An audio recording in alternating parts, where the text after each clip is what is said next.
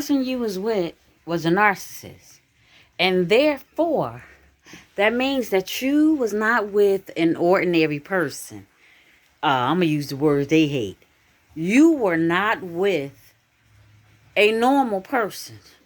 In fact, you were with the most deadliest, sinister, abnormal, demonic, hateful, jealous-hearted, devious, deceitful, manipulating, dangerous human entity ever. And you want to know something else? If you ever thought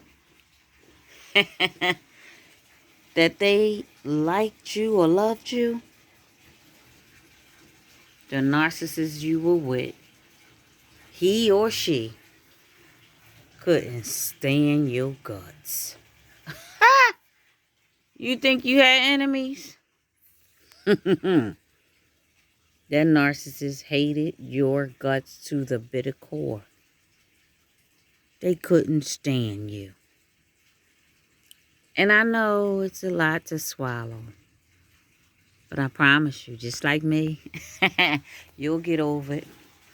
Give it to God, honey. I love you.